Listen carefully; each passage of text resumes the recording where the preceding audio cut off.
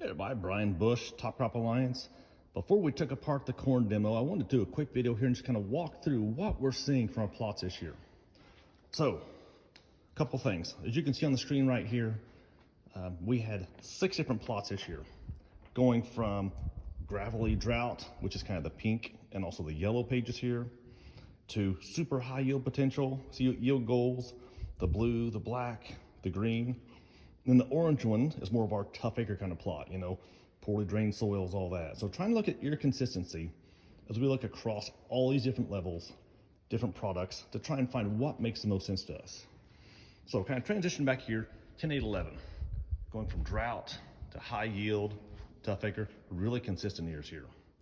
And boy, I like the way this one looks. The only thing that's bad about it is, if I didn't have 1136 right beside it here, it looks just as good. It probably has more top end.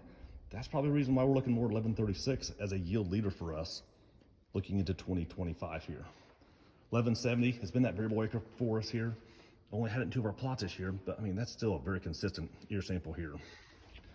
1222, we know this thing has top end for sure, has a consistency. It's not really a drought hybrid, so that's why you kind of see the more variability when you look at that drought plot, that pink plot there. But looking pretty good on those higher yield levels. So average to better kind of ground, wet feet for sure, it's a champion there. Brand new one, 13777 PCE, that's Power Core Enlist. We can spray Enlist herbicide over top of this. Gives us the flexibility we need to use different modes of action, the confidence we can use to go out there and control some of those problem weeds. And look at the consistency across all these different plots. I think there's gonna be yield in this one as well here. 1383, this was a leader for us in 24. And I mean, even coming down through here, I like the way this one looks, even from a consistency perspective. Now we talk about consistency, 14830, yield champion. I mean, it set the NCGA record last year, I think 623 bushel. Not working for us. It does not seem to be a drought hybrid for us. Even at higher yield level, in our area, we're just not seeing the consistency from plant to plant.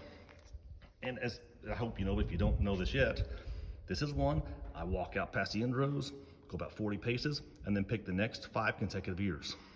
So we get a very consistent look from plant to plant as well. So when you see this, I'm not cherry picking just the best years to try and bias you, is what I think we're seeing out there. So 14830, I don't think it's gonna be a big player for us here.